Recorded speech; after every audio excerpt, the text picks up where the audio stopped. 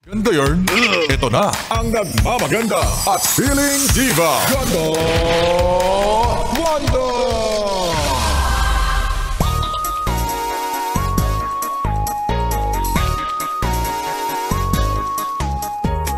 Sana sinabi mo na dalawa pala kami. Para mas ginalingan ko ang paggiling. Mga yes, friend, it's me.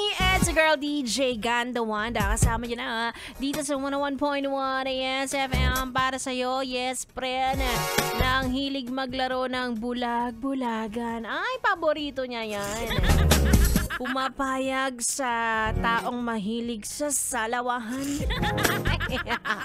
Kayo huwag niyo ilalagay yung sarili niyo sa mga ganyan na kayo ay second. Second talaga. Second option. Diba? Pangit yan. Dapat ikaw ang una sa kanyang puso't isipan. Kainis, hindi yung kapag bored lang siya, kapag wala na siyang makausap ng 10 p.m. Tsaka kanya tatawagan, ganyan. O kaya naman kapag nangangati na siya, magpapakamot siya sa'yo, mga ganon.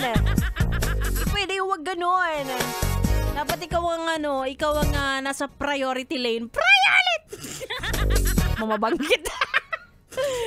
Ganyan Marami pa naman ngayon, laganap ngayon yung mga tao. Sige, hindi na lalaki, pero mga tao na gusto ng reserba. Kapag napipikon sila sa jowa nila, gusto nila meron silang matatakbuhang iba. Diba, may mga ganun. Hindi ko alam kung bakit. Ano ba to? Sakit ba to? Kailangan na ba natin ng specialista sa mga ganyang klase ng tao? At ang loyalty ay parang kailangan sinaasamba kapag loyal. Diba, hindi ganun yun. Dapat automatic yun O talaga, umiikot na naman yung ulo ko talaga. Umiikot na naman yung mata ko. Kakainis. Friday pa naman ngayon. Alam niyo tuwing Friday, bantayan niyo yung mga jowa ninyo Kasi dapat kapag Friday, kayo yung niyayaya ng date. Kapag sinabi nila na, hindi, may lakad kasi ako.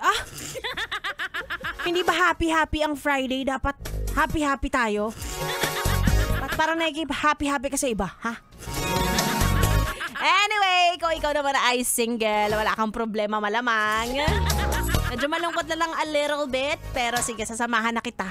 Hanggang alas 9 ng gabi, again, it's me, Ganda Wanda, dito lang sa station number 2! Sa Metro and Mega Manila 101.1 Yes! FM Solid!